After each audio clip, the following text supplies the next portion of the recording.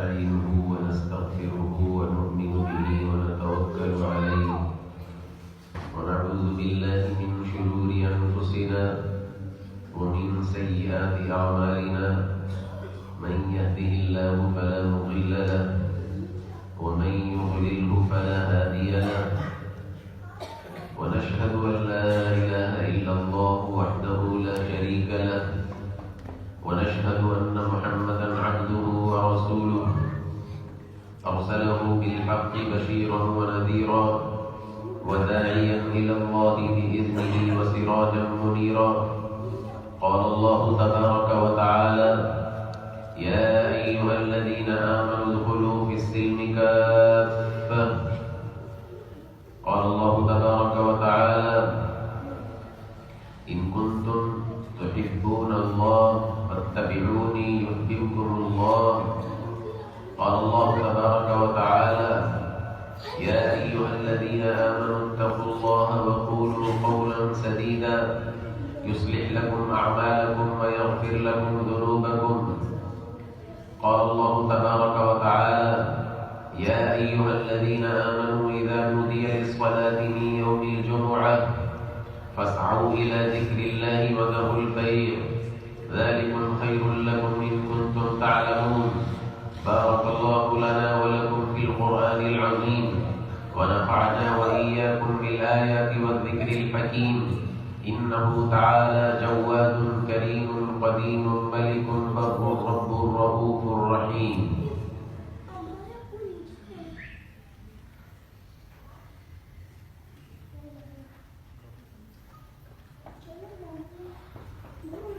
الحمد لله نحمده ونستعينه ونستغفره ونؤمن به ونتوكل عليه ونعوذ بالله من شرور أنفسنا ومن سيئات أعمالنا من يهده الله فلا مضل له ومن يضلله فلا هادي له ونشهد أن لا إله إلا الله وحده لا شريك له ونشهد أن محمدا عبده ورسوله قال الله تعالى إن الله وملائكته يصلون على النبي يا أيها الذين آمنوا صلوا عليه وسلموا تسليما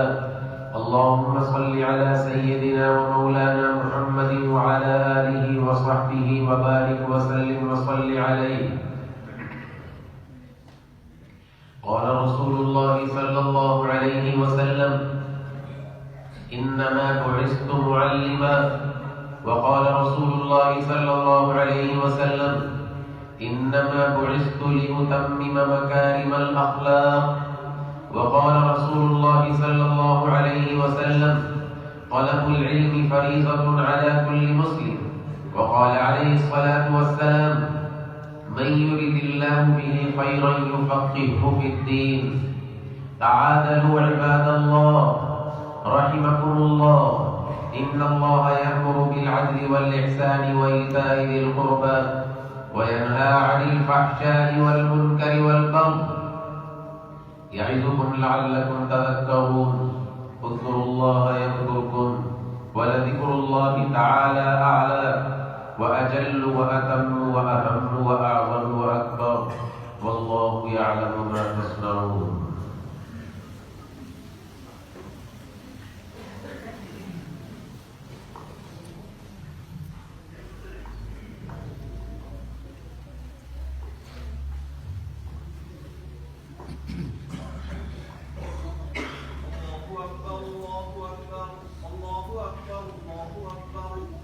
أشهد أن لا إله إلا الله أشهد أن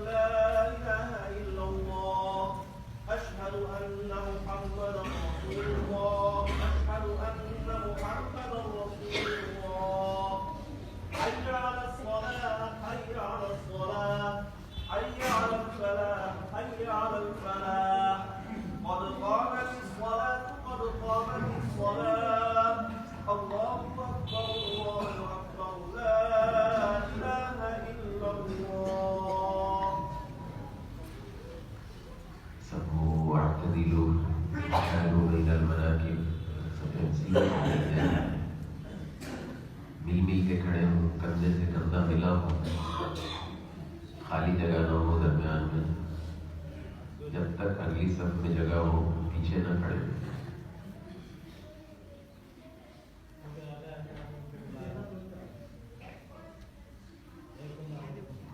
सफों को सीधा करना, मुकम्मल करना नमाज के अहम आदाब में से है।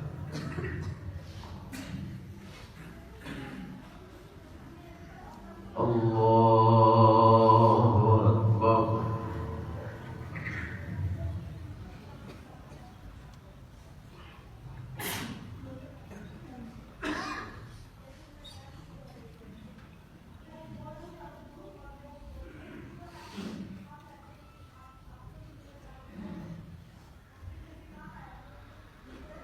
अल्हम्दुलिल्लाहि रब्बिल आलमीन।